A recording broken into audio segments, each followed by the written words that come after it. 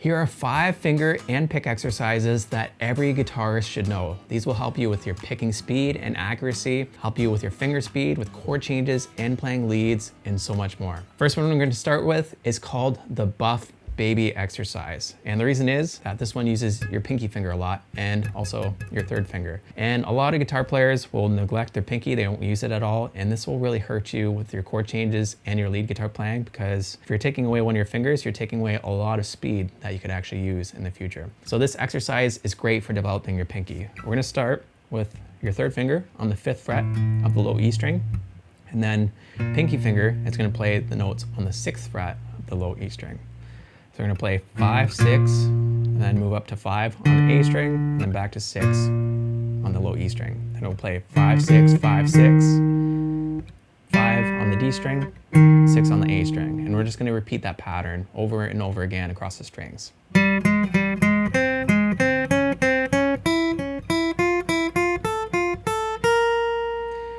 And keep in mind, you're just using your third finger and your fourth finger, and you want to try and use alternate picking while you're doing this, picking down, up, down, up. So once you've got to the 6th fret of the high E string, now we're going to work backwards.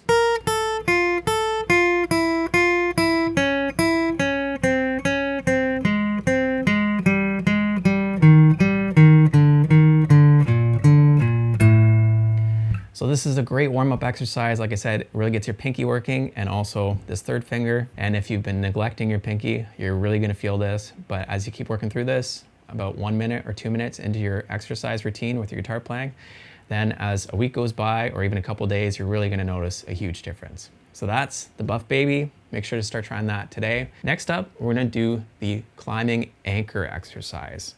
So how this one works is we're gonna start with the first finger on the 7th fret of the G string, and this finger is going to stay right here. And this kind of has some resemblance to the spider exercise, but we're going to be anchoring one finger the whole time. So this finger stays right here, and then you're going to take your middle finger, and this will play the notes in the 8th fret.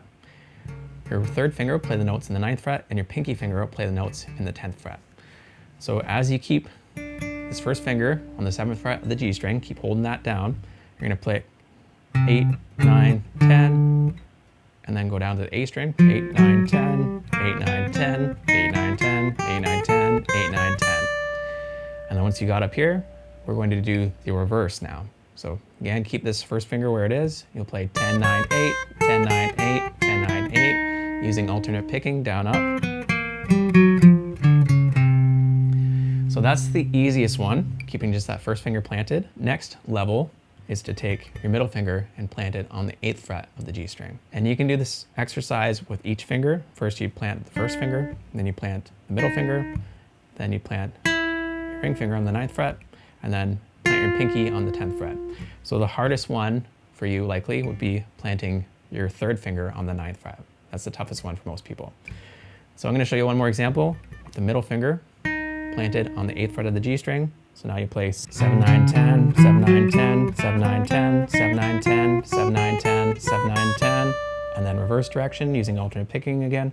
10, 9, 7, 10, 9, 7, 10, 9, 7, 10, 9, 7, 10, 9, 7, 10, 9, 7. Like I said, you can practice this also with the third finger anchored on the 9th fret of the G string, and then try it again with your pinky finger anchored on the 10th fret of the G string.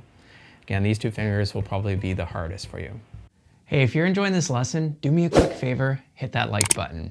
It helps me know what to create for you next. Thanks so much, and let's get back into it. So that's what I call the climbing anchor exercise. That's a great exercise for finger independence, which means you can move one finger without moving the others. That skill right there will really help you with your chord changes, but also with playing leads too. Next up is what I call the up-down finger stretcher. Similar idea to that last exercise, we're working on finger independence. Again, this will really help you with your chord changes. So we're going to plant all fingers on the G string. So first finger on the 7th fret G string, second finger on the 8th fret, third finger on the 9th fret, pinky finger on the 10th fret. And all 4 fingers are going to hold that string down. Now, you'll take your first finger and you're going to tap the high E string and then the low E string. And you just keep going back and forth just like that. So this first finger probably will feel pretty easy for you. Make sure not to lift your second, third, or fourth fingers. After you've done this a few times, you're going to take this first finger and plant it back down onto the G string. Next, pull off your middle finger, and you're going to do the exact same thing, tapping from the high E string to the low E string. Just keep going back and forth, making sure that your first, third, and fourth fingers stay planted. Once you've done that a few times, you're going to place that finger back down. Now, the most difficult one will be this third finger. You're going to go from top to bottom, from the high E string to the low E string. So again, if this isn't easy for you, don't worry. Most people struggle with this one right here. If you're really having a hard time with this, you can take your picking hand and use it to assist this third finger. Try and help it move up and down. And the key with this exercise is to try and stay relaxed. Make sure you're breathing throughout the whole thing, because if you hold your breath, everything just gets tight. And to have speed on guitar and to be able to play things well, you need to be relaxed. As soon as you tense up, your strumming gets bad and you're gonna start playing the wrong notes. So after you played this finger up and down a few times, just tapping back and forth, then it's onto the pinky finger. Again, same idea. Keep your first, second, and third fingers planted now, and just tapping from the high E string to the low E string. And if you got smaller hands like me, you might have to kind of turn your wrists in like this to be able to reach all the way up and down. That's okay.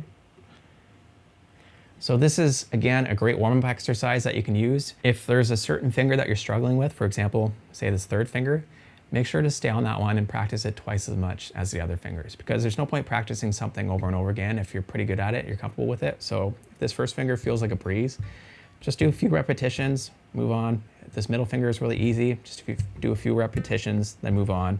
And then if this finger is really tough, make sure you stick on it and work on it for a while. So that'll make a big difference for you. So this next exercise is called open string annihilation. It uses a mix of fretted notes and the open string notes. This is great for your picking timing, but also being coordinated, because if you're playing out of time with your picking hand and your fretting hand, you're really going to notice it with this exercise. You'll hear it. So make sure you practice slow with the metronome and gradually increase your speed, and use alternate picking the whole time. So you start right here on the 4th fret of the B string. You're gonna play that, and then the open string, and then the 7th fret, then the open string. 5th fret, open string, 7th fret, open string. And notice which fingers I'm using. I'm using 1, 4, 2, and 4 to try and make it easier so I don't have to move all over the place. And then I'm gonna play 4, 0, 7, 0, 2, 0, 4, 0, 5, 0, 4, 0, 7, 0, 5, 0, 4, 0, 2, 0, 4, 0, 2, 0. So this is it at a bit of a slower speed.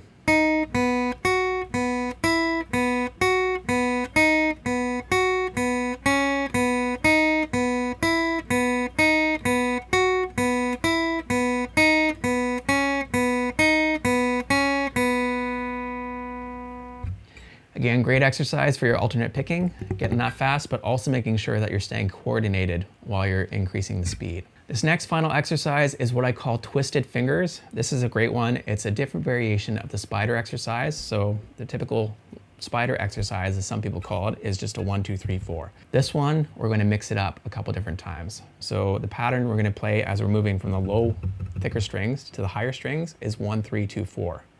So that looks like 1, 3, 2, 4. And we're going to start on the 5th fret. So we play 5, 7, 6, 8, 5, 7, 6, 8. Again, use alternate picking down, up. 5, 7, 6, 8, 5, 7, 6, 8. Once you get to the high E string, we're going to move down 1 fret, and then we'll play a finger pattern of 4, 2, 3, 1. So play 7, 5, 6, 4, 7, 5, 6, 4, 7, 5, 6, 4.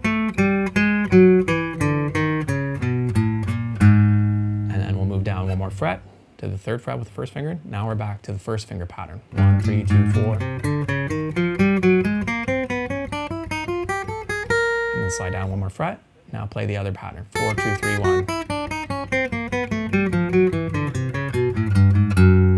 And you can keep repeating this all the way down to the last frets here, and then all the way back up. So you can take 1 or 2 of these exercises and you can start throwing these into your warm-up before you start playing guitar, and this will make a huge difference over time with your chord changes, your picking speed, your finger speed, and playing leads and so on. These will help you with everything. A couple of these exercises are more targeted, like the Buff Baby exercise will really help building up your pinky strength. The anchor finger exercise can really help you with anything with your chord changes, playing leads, and so on. The up-down finger stretcher is really great for your chord changes. Twisted fingers helps with your picking and also your dexterity with your fretting hand. And then the final exercise, the open string annihilation, is great with your coordination so that your picking speed gets built up, but also your fretting hand speed and the coordination between your left and right hands. I hope you enjoyed this lesson. Make sure you check the link below because there will be a link to some free courses and other resources to help you out. If you want some extra help, we do group workshops where there's song breakdowns and analysis where we look at some of your favorite songs and kind of rip them apart, see why they work, why they sound good. We go into different skill workshops and other things to help you out. And we also have one-on-one guitar coaching, which is very well rated, 5 out of 5 for most people. And you can check this out. It'll give you a much faster way to get to your guitar goals, and we can find out where you're at right now, what might be holding you back, and how you can start moving forward so much faster. Otherwise, make sure you hit that subscribe button and then move on to the next lesson over here. I think you're really going to enjoy it.